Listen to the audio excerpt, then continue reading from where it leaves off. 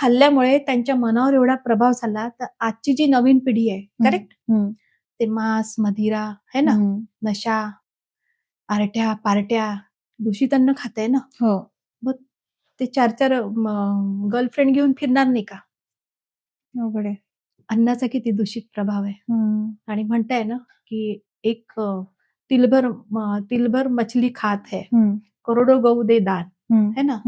काशी करोत में अपना शीश कटवाय, तो भी ये पाप निश्चय जान. ये पाप भोगावंच लागणार आहे. बापरे. ताई, आता जे अपघात होतात, तुम्ही बघत असाल न्यूजमध्ये, घोड्यावर बसून एक नवरदेव चालला होता आणि त्याचा घोड्यावरच मृत्यू झाला. हो. तसंच तुम्ही बघता लहान लहान मुलांना आजार होतात, कॅन्सर, त्यानंतर शुगर, म्हणजे खूप भयानक आहे. ज्यांच्यावर हो. हे बितलंय त्यांना माहिती असेल. तर तुम्ही म्हणताय की हे सगळं कर्म फळामुळे होतोय. तर अचानक मृत्यू होणं, कुठल्याही वयात मृत्यू होतो. एक न्यूज ऐकली होती की ज्याच्यामध्ये आई वडिलांचं 2 मुलं होते, मुलगा मुलगी, आणि ते खेळता खेळता पाण्यामध्ये डॅमच्या तिथे म्हणजे हे होतं कॅनल काइंड ऑफ, तर दोन्ही ते मेले. ते हे सगळं जे काही घडतंय, हे खरंच कर्मामुळे की ह्याच्यामध्ये निसर्गाचा पण काही रोल आहे, की फक्त कर्मच?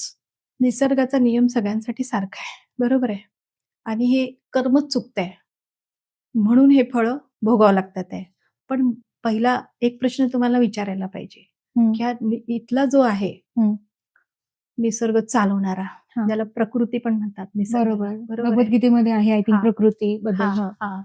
तर ही प्रकृती म्हणजे दुर्गा आहे असलमध्ये. मग तिचा एक पती आहे, त्याचं नाव ज्योती निरंजन आहे. त्याने एक मोठी चूक केली है ना. हे खूप मोठं रहस्य आहे. अच्छा. ताई, दुसऱ्यांच्या चुकीमुळे आपल्याला त्रास होतो. जसं की आता समजा ऑफिसमध्ये तुम्ही वातावरण बघता, बॉस खूप ओरडतो, काम नाही झालं, हे नाही झालं, आणि त्याच्या एम्प्लॉयला फार टेन्शन येतो, रात्रभर झोपत नाही, बायकोला झोपू देत नाही, पोरांवर पण घरी गेल्यानंतर चिडचिड होते. म्हणजे सगळीकडे बघितलं तर आज कोणीच खुश नाहीये, बरोबर. मग या सगळ्या गोष्टींमध्ये, ठीक आहे, त्या माणसाला ज्याने त्रास सहन केलाय, इथे कर्माचं फळ कोणाला भेटतंय आणि काय भेटणार आणि कशामुळे भेटणार? इथे तुम्हाला कर्माचं फळ काटण्याचा एकच मार्ग आहे, ते आहे म्हणजे अध्यात्म. अज्ञानाने ते जे वागतात ते तुमच्यासोबत, बरोबर आहे, तो त्यांचं अज्ञान आहे. आणि हिशोब पण आहे ना, लेनदेन पण आहे काही जन्माचे, ते आपल्याला माहिती नाही आहे, बरोबर आहे. पण तुम्हाला त्रास होतोय म्हणजे काहीतरी हिशोब आहे, आणि ते तुम्हाला त्रास होऊ नये म्हणून त्याच्यासाठी अध्यात्माचा सहारा घेता येतो, आणि तुम्हाला ते ज्ञानानेच काटावं लागेल, बरोबर आहे. आता तुम्ही अध्यात्म म्हणताय, सगळे लोक कॅलेंडर प्रमाणे देवदेवताचे जर आले तर सगळेच करतात. जसं की आता माझा नेक्स्ट प्रश्न तुम्हाला हाच आहे की पूजा, पाठ, व्रत, दान, ह्या सगळ्या गोष्टी लोक करतात, मग हे कर्मबंधन काटत नाहीत का? नाही. प्रूफ कुठे? कारण की देवी देवतांना सुद्धा कर्मचे फळ भोगावंच लागतात.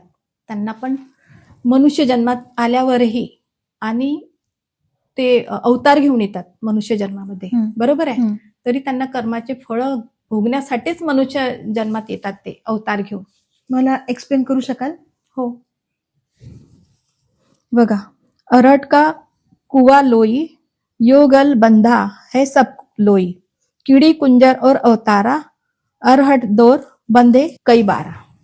म्हणजे हे जन्म मृत्यूच्या फेऱ्यामध्ये देवता पण आहे. ते मनुष्य जन्मामध्ये जेव्हा येतात है ना, तेव्हा त्यांना कर्माचे फळ आणि भोग भोगावंच लागतात. म्हणजे देवलोक सुद्धा सगळे 84 लाख घेऊन फिरून मनुष्य जीवन घेऊन कर्माचे फळ भोगून, म्हणजे हे काय, हे सायकल आहे?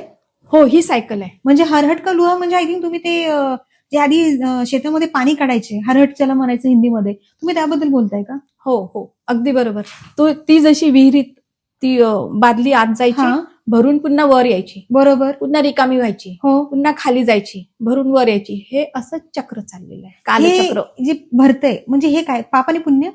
हो, म्हणजे मृत्यूच्या फेऱ्यात. आणि हा हिशोबच चाललेला आहे. पाप पुण्याचं जे गाठोडे आहे ना, ते सोबत घेऊन जातो. हे स्थूल शरीर आपण इथे सोडतो, आणि सूक्ष्म शरीर जे आहे त्याचे जे पाप पुण्याचे गाठोडे आहे ते सोबत घेऊन जातो आपण, आणि असंच ते चक्र चालले. थोडंफार ज्ञान तर मला इथे आलंय चर्चेमधून, पण या पृथ्वीवर, ठीक आहे, कोणी श्रीमंत आहे, कोणी गरीब आहे, ठीक आहे, हो, कोणी निरोग म्हणजे चांगलं आरोग्य आहे, तर कोणी रोगी आहे. कोणी रोगी आहे. हम्म. ठीक आहे. कोणी बघू शकतो या सुंदर आयुष्याला, या जीवनाला, तर कोणी आंधळा आहे. बरोबर. देव एवढा निष्ठुर का आहे? सगळ्यांना एकसारखंच दिलं असतं ना.